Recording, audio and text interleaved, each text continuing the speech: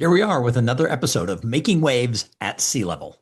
My name is Thom Singer, and I started this podcast maybe 15 years ago. It was originally called Cool Things Entrepreneurs Do. Then it shifted about 5 years ago to Making Waves at Sea Level. And most of the shows these days are a little sporadic, and I apologize for that. But I'm currently hosting the Austin Technology Council's Austin Tech Connect podcast. And every single week on that show, we are interviewing entrepreneurs who are doing really cool things, who are making waves in their companies here in Austin, Texas. So go check out the Austin Tech Connect podcast. But I still like to use this show because there's certain things I want to talk about. And it was really interesting. I'm a pretty active user of LinkedIn, but certainly my things never go very viral. And this week I posted something that got like almost 10,000 views. It got 50 comments, and stirred up a couple of DMs with people totally disagreeing with me or people saying, yes, yes, yes. And that topic was about conferences. And it was about how, when we have events and conferences, association events, corporate events, we need to build in more white space. I think the title of the post was something about, conferences need to take away sessions and replace them with nothing. Now, some people came on and left comments about the fact that, you can't just give dead space. Introverts don't know what to do. Well, first of all, introverts know what to do when they choose to do it. Introverts are actually better at networking and making connections than extroverts are, because extroverts are usually just looking for a way to be talking, to be out there. And introverts really are tuned into people when they choose to be in those situations. But second of all, I wasn't saying that conferences should just throw out speakers altogether. I mean, come on, I'm a speaker. I don't want to see the speakers thrown out, but I think we need to build in more white space. I was at a conference and it was 50-minute breakout sections followed by 10 minutes to get to the next room. And this happened like all morning long, 3 times, and then all afternoon long on the middle day. So that was 6 meetings, and it was like you had to choose. Plus there were like 6 choices at every hour. And the idea was, I think, if we can be really busy and pack in all these things, people are going to like it more because they're going to get more content. Towards the end of the day, people were not even going to sessions. I think some of the better conferences are where they do like an hour-long breakout, but then give like 30 minutes in between so that people can have a chance to grab a cup of coffee, go to the restroom, but more importantly, to engage with other people who are at the conference. Now, you can't just throw that out there either, because introverts, extroverts, it doesn't matter. We live in a world where people are more disconnected and pay less attention to the people who are around them than ever before. So when the event is being designed, speakers need to be talked to so that they can be encouraging people to talk to each other after the session. And it's not just, hey, go talk to each other after the session. The entire culture of a conference now has to be built around connection and conversing. Because let's face it, it used to be when I was younger in my career, you went to a conference because that was the only place you could get cutting edge information. That was where the thought leaders of an industry came together and shared the newest ideas. However, fast forward to today, in a world of the internet, social media, AI, and all the information that you could ever need for your industry that's out there is coming at you, or you can go find it pretty quickly. So you don't have to buy a plane ticket, pay expensive hotel rates, fly across the country or the world to go to a conference.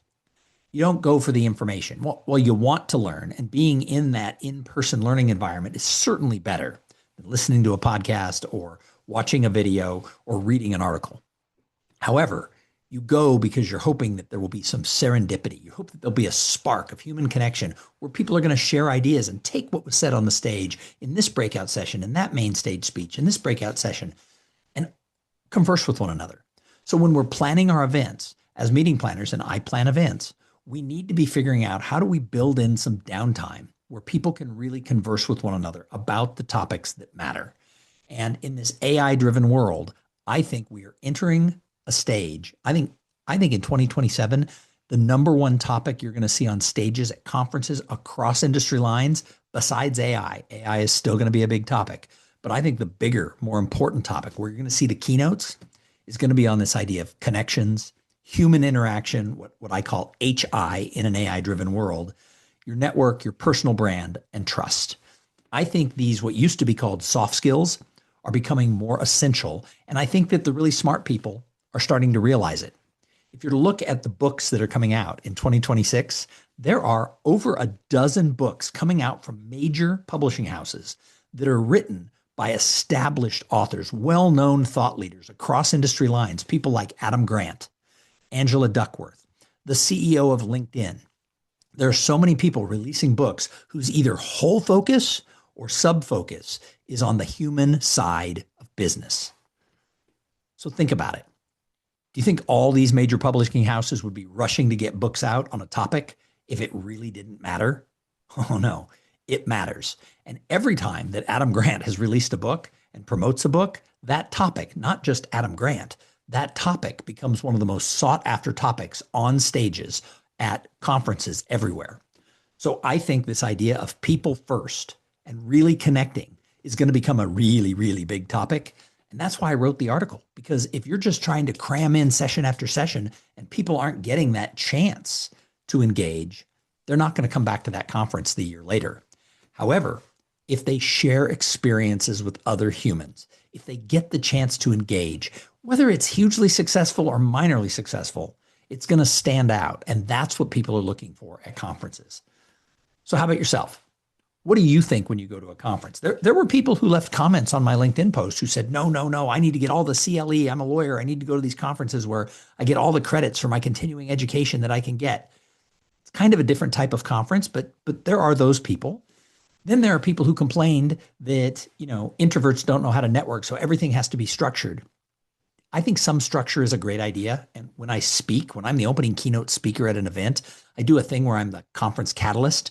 And we create this sense the next 2 or 3 days at the conference is going to be like a human laboratory for them to connect with people. And we set the stage and we share I share tools of how they can actually do this. And does everybody get excited and want to go meet 10 people? Absolutely not. Some people are like, yo, not my thing. However, if you can get half a conference to just step it up a little bit, it changes the whole culture of that event and makes it about connecting and conversing. And that's what makes for the best conferences. And that's why I wrote the LinkedIn post. I was kind of surprised by the amount of times it was shared and the amount of people who commented and the people who direct messaged me, because I didn't think this was something we had to say in 2026. I thought that meetings knew that it wasn't about information. However, if you're planning a meeting or your company hosts a corporate meeting for your clients or even your employees, if you're bringing people together, look for ways to make sure that there's some downtime, some white space, and encourage people to have those interactions. If you have downtime and everybody is standing looking at their phones and just scrolling like mad or answering emails, they might as well be in another session. You need to create an atmosphere where people want to engage. So be thinking about that. If you're a leader in a company, or you're a leader in an organization, in an industry, make sure that you're thinking about how do we make this an experience? Because experiences are what people are getting hungry for. And AI and social media and everything else is continuously driving people apart and driving wedges. And I think it's important that we stand up today and say, human interaction, HI, matters in an AI-driven world. And like I said earlier, I believe it's going to be one of the biggest topics you're going to see at conferences in 2027 because of all the attention that's starting to come out in 2026. So don't miss out. Make sure that your conference has somebody on the stage who can talk about the importance of people.